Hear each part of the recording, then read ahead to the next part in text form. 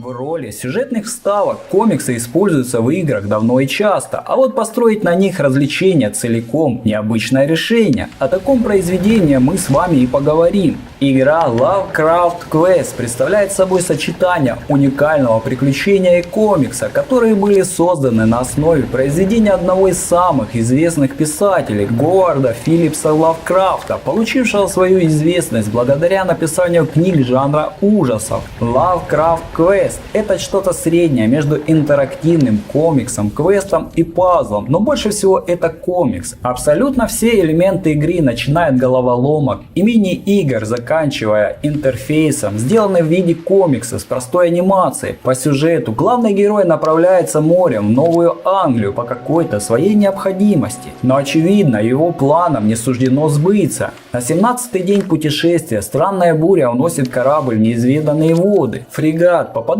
в странный шторм, который уносит его все дальше и дальше в неизведанную часть Атлантического океана. В конце концов корабль гибнет, а главный герой в результате кораблекрушения приходит в себя на берегу бухты в окружении неприступных скал на таинственном острове, затерянном среди бескрайних просторов океана. Единственный проход из бухты, вырубленный прямо в скалах, выглядит необычайно древним и полным скрытой угрозы. Еще бы, ведь это врата в лабиринт храма безымянных культов, построенного на заре времен для поклонения иным богам. Все лучшее в традициях жанра, впереди лишь страх и безумие. Несмотря на не покидающее его дурное предчувствие, наш герой решает исследовать это место. Так он начинает свое путешествие, чтобы раскрыть, какие ужасные тайны и чудовища скрыты в лабиринтах этого храма, и к чему может привести неосторожное любопытство. Все это вам предстоит выяснить в увлекательном комикс-рассказе. Вы будто бы читаете захватывающий красочный комикс, но в отличие от обычных комиксов, в игре множество интерактивных элементов, головоломок, альтернативных концовок и встроенных мини-игр. Каждая сцена нарисована вручную, с вниманием к деталям и уважением к творчеству Лавкрафта, так чтобы как можно лучше передать оригинальный стиль его произведений.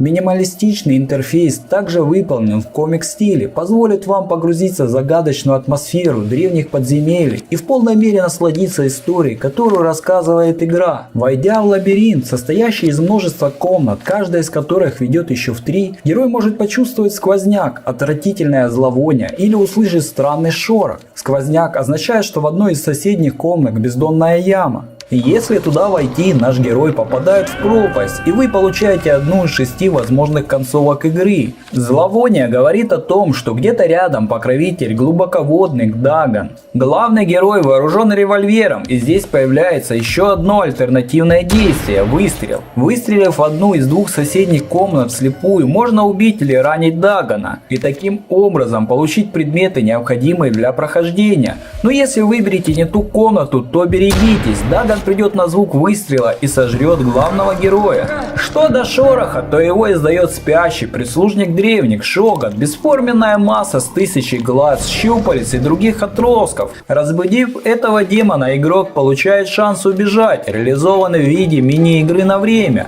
Исследуя лабиринты и избегая ловушек, вы продвигаетесь вглубь подземелья. Для верности лучше заранее найти карту, так как пока вы не получите карту, игра может быть очень раздражающей и запутанной. Но как только вы получите этот кусок пергамента, станет намного проще. Обычно она лежит где-то рядом со входом, без нее в этой игре практически нет шансов, ведь любой ход, сделанный наугад, может оказаться последним. Зато с пометками об опасности легче избежать гибели. Также на пути встречается множество классических головоломок. Тут вам и пятнашки, вращающиеся элементы, и даже задача о ходе конем. Естественно, все аккуратно подогнано к сеттингу. Кроме этого есть мини-игры, как например сундук с множеством глаз и кодовым замком для проверки ваших навыков взлома. Кроме этого, в подземелье можно найти артефакты, предметы из истории Лавкрафта. Какой-то особой полезной нагрузки они не несут, просто как коллекционный элемент. В игре море адреналина подарит вам динамичные сцены, во время которой вы должны быстро принимать решения и выбирать соответствующие варианты действий. Например, когда вы встречаете одно из чудовищ, обитающее в подземельях храма, вы можете попытаться убежать от него, выбирая правильную дверь в условиях ограниченного времени. Только от ваших решений решений будет зависеть развитие сюжета, жизнь и рассудок главного героя. Чтобы ваш игровой опыт был уникальным, в Lovecraft Quest широко используются случайные события и процедурная генерация, например, при создании лабиринтов. В игре предусмотрено 6 вариантов концовок в лучших традициях Лавкрафта.